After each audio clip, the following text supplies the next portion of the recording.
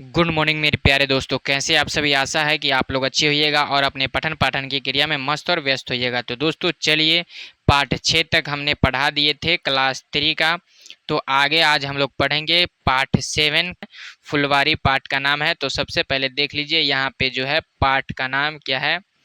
पाठ का नाम जो है फुलवारी है। क्या चीज़ है पाठ का नाम? पाठ का नाम है फुलवारी। ठीक है दोस्तों, अब जो है बात करेंगे कि फुलवारी में क्या क्या चीज़ लिखी हुई है। ये एक कविता के तौर पर है। ठीक है, ये क्या है? एक कविता के तौर पर है। तो चलिए हम लोग जानते हैं क्या लिखा है कि रंग बिरंगे फूलों से हैं। क्या लिखा है एक बार फिर से पढ़ेंगे कि रंग बिरंगे फूलों से हैं, यानी रंग बिरंगे फूलों से हैं, महक रही है यह फुलवारी, मंद पवन के झोंकों से है, झूल रही है यह फुलवारी।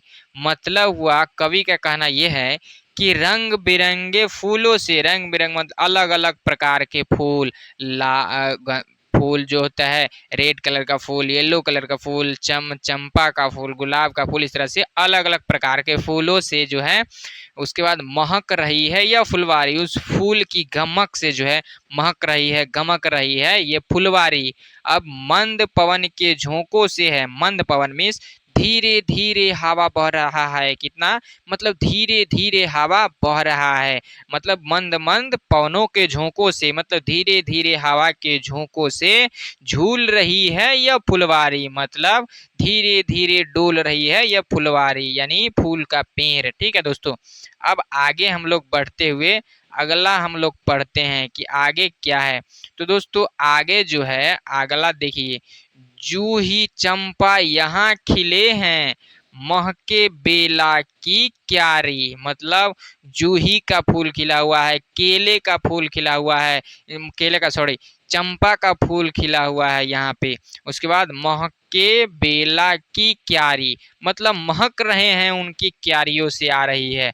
श्वेत गुलाबो लाल कमल की, मतलब उजला फूल जो श्वेत फूल होता है चमेली का वो, और गुलाब के फूल भी चमक रहे हैं जो लाल होता है, और कमल के फूल भी चमक रहे हैं। उसके बाद अपनी ही शोभा है न्यारी, यानी उनकी अपनी अपनी शोभा है। क्या है? उनकी अपनी अपनी शोभा है। अब आगे पढ़ते हैं कि आगे जो है क्या है। नाच दिखाती उरे तितलिया, क्या कर रही है कि नाच दिखाते उरे तितलिया, करती मीठे रस का पान। क्या करती है? करती मीठे रस का पान। भौरे भी गुनगुन गुन करके, क्या कर रहे हैं कि भौरे भी गुनगुन करके यहाँ सुनाते अपना गान। मतलब भौरे भी गुनगुनाते हुए अपना गाना सुना रहे हैं। अब आगे हम लोग बात करते हैं। ठीक है दोस्तों, तो आगे जो है अगला क्या है कि अपनी खुशबू रंग रूप का, क्या है? अपनी खुशबू रंग रूप का, इसे नहीं तनिक अभिमान, सबके मन को हर्षित कर दे, समझे इसमें अपना मान। कहने का मतलब यह हो गया कि अपनी खुशबू, अपने रंग और अपने रूप, इसे नहीं तनिक अभिमान, इसे थोड़ा सा भी अभिमान नहीं है कि मैं फूल यानी इतना सुंदर हूँ। अब सबके मन को हर्षित कर दे, अब सभी के मन को हर्षित कर देता है। और क्या करता है? समझे इसमें अपना मान, सबको मन को अपनी ओर आकर्षित करके वह अपना मान समझता है। ठीक है, अब आगे क्या लिखा है। हम बच्चे भी फूलों जैसे, क्या कह रहा है कि हम जो बच्चे हैं वो भी फूलों जैसे ही हैं, खिले हंसे और मुस्कुराए। मतलब क्या है? खाए पिए, खिले, मुस्कुराहट आए, हंसी आए, ये बातें कह रही है। अपनी भीनी सी सुगंध से, अपनी भीनी सी सुगंध से जग की फुलवारी महकाए। क्या करें? जग की फुलवारी महकाए।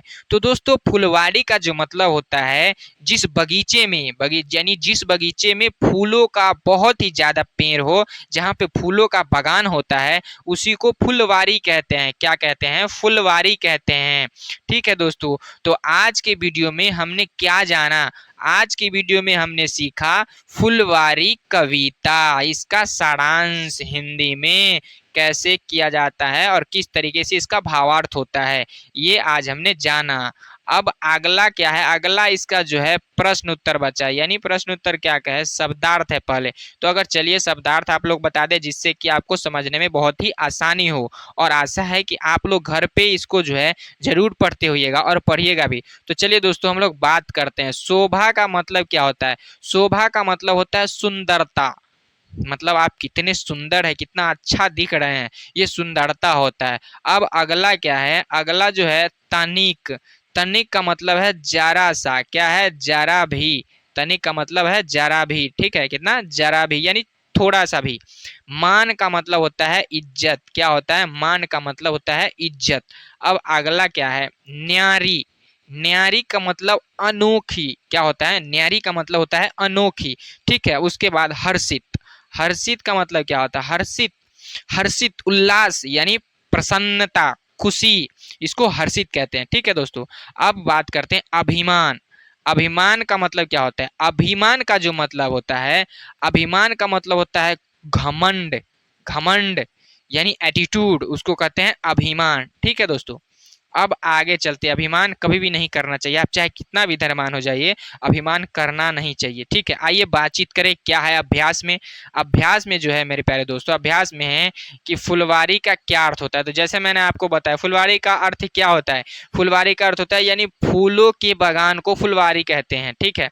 अब अगला ख में क्या है, ख में जो है, अपने आपने कभी फुलवारी देखी है, वहां आपने फूल और तितली के अलावा, तितली के अलावे और क्या क्या देखा है बताइए।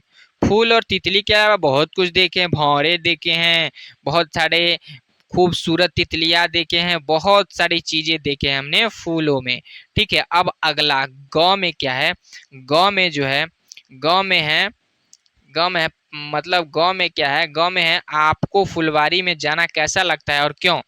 तो दोस्तों हमको फुलवारी में जाना बहुत ही अच्छा लगता है, क्योंकि वहां पे बहुत ही सुगंधित सुगंधित वायु का प्रसार होता रहता है, ठीक है दोस्तों।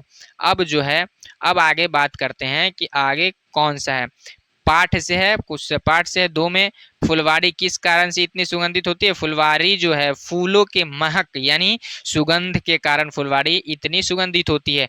तितलियां यहाँ क्या करती है, तितलियां यहाँ नाचती है, नाच दिखाती है अपनी, क्योंकि वहां पे इतने सुगंधित हो जाते हैं कि वो इतना प्रसन्न हो जाती है कि वो अपना नाच दिखाते हैं। फुलवारी के क्या है, तीसरा में जो है, फुलवारी के फूल हमें क्या सीख सीख देता है। फूलों का, फुलवारी के फूल हमें बहुत सारी सीख देता है कि जीवन में हमेशा प्रसन्नता दिखाए रखिए और अपने जीवन में खुशियां छाए रखिए, और सुगंधित, अपने जीवन की सुगंधित आधारभूति से अपना जीवन व्यतीत करते रहिए। अब क्वेश्चन नंबर तीसरा में क्या है, क्वेश्चन नंबर जो तीसरा है इसमें क्या है, यह कविता क्या है, यह कविता की जिन पंक्ति का अर्थ भाव दिया जा रहा हो उसे कविता से ढूंढ कर लिखिए, इस कविता से ढूंढ कर लिखिए। हवा के धीरे धीरे चलने से पूरी फुलवारी झूल रही है, इसका जो पंक्ति हमने पढ़ाया है उसको लिखना है। अब उसके, तितलियां उड़ती हुई आती है और फूलों के मीठे रस को पीकर चली जाती है। तो दोस्तों इसी तरह से ये टॉपिक आज का समाप्त हुआ। तो आज की वीडियो में हमने क्या जाना, आज की वीडियो में हमने ये सीखा, फुलवारी ये जो कविता है इसके बारे में आज हमने संपूर्ण जानकारी इकट्ठा की।